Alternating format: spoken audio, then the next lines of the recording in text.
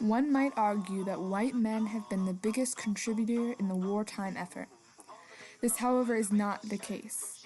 While white men fought it out on the war front, women and other marginalized groups worked tirelessly behind the scenes. Wartime has long been a catalyst for the influx of women into traditionally male-dominated fields.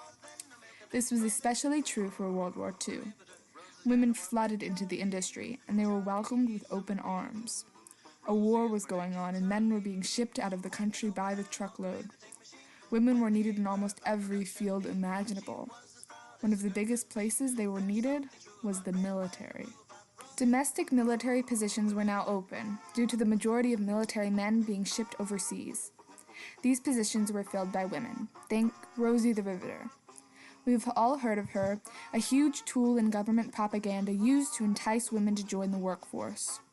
This propaganda was often used to get women to join the military.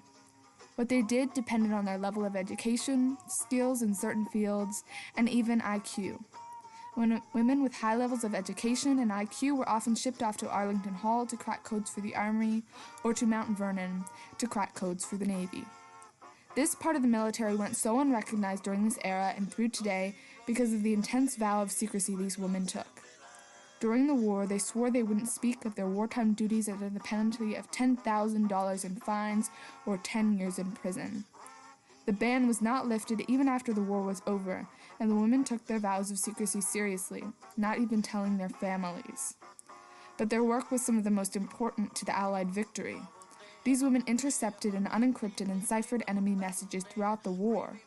It was a huge triumph for women's rights, but the codebreakers still faced an onslaught of prejudice and inequality. The flood of women into the workplace was a large influence in the women's rights movement. Up until this point, women had been primarily caregivers and homemakers. The shift in societal expectations of women characterized this period. Before World War II, there were women codebreakers, but not nearly as many. The one woman that stood out from the rest was Agnes Myers Driscoll. She started out as a stenographer, but soon made her way through the ranks and became chief yeoman. She trained the majority of men that would go on to be Crypt-analysts during World War II, helped design some of the Navy's first ciphering machines, unlocked secrets of the Japanese naval fleet during the 1920s and 1930s, figured out Japanese super-encipherment system, allowing U.S. insights into Japanese fuel supplies, ship accidents, aviation advantages, naval maneuvers, and strategy. All in all, she was an incredible asset to the Allied forces. When World War II came, recruitment of crypt-analysts proved necessary. The Army turned to primarily women colleges to recruit codebreakers. 197 letters were sent out to women, and 72 of these women made their way to Washington, D.C. When this tactic didn't get the much-needed magnitude of women that was hoped for, the government moved on to different tactics, primarily propaganda. Propaganda videos and pamphlets were sent out to entice the masses. One particular pamphlet, Private Smith Goes to Washington, detailed a luxury-style stay in Washington, D.C., glossing over the hard work that would actually have to be done once the woman got there. This tactic worked exceedingly well. Torrents of women swarmed to Washington. A single recruiting office in New York had 1,400 women put in requests for applications in one day in person and another 1,200 by mail. Women accepted for volunteer emergency service, or WAVES, a naval reserve signed into law by Roosevelt in 1942, grew to over 100,000 people. Women were essential to the war effort. Their triumphs and victories are massive and impossible to count. Both the Army and Navy crypt-analyst units were run mainly by women. Wilma Berryman, Delia Taylor, and Genevieve Grotjen all ran their own unit of women. The first significant break of the Imperial Japanese Army Code was made by two women, Anne Cara Christie and Wilma Berryman. Delia Taylor, Mary J. Dunning, Louise Lewis, and Nancy Coleman broke the Water Transport Code, which was one of the most important breaks in the world. Genevieve Grotjen broke the Code Purple.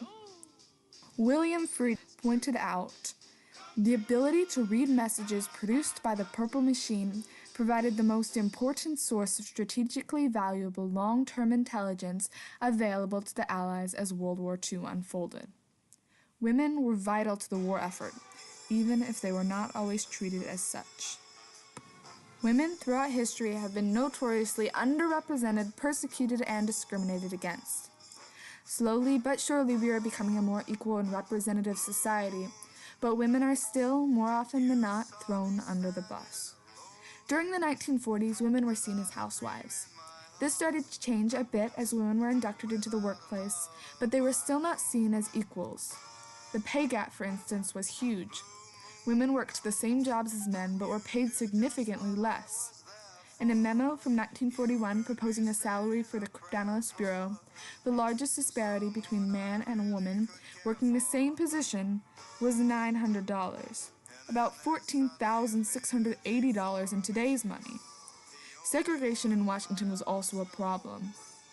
Though many of these crypt-analysts we know of today faced prejudice because of their gender, no retirement benefits, being discharged due to pregnancy, and the widespread assumption that they were just prostitutes in uniform, they were still benefiting from white privilege, unlike the black women of that time period. Unknown to many of the white employees of Arlington Hall and Mount Vernon, there was an African-American Crypt-analysts Bureau. Not much is known about this code-breaking unit, as it is unfortunately not as well documented as the rest of the Crypt-analysts Bureau. We do know that Eleanor Roosevelt and Mildred McAfee both gained entry for the African-American women into the waves. Eleanor Roosevelt also demanded that Arlington Hall have 12 to 15% of the workforce be African American. The fact that they were denied entry at all is a tragedy within itself. Not only was there persecution during the time the women spent within the crypt-analyst movement, it paled in comparison with the way the women were treated after the war ended.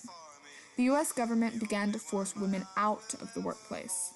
Now that the men were back from war, they had no use for them, and it was assumed that they would just go back to the home, settle down, marry, have kids.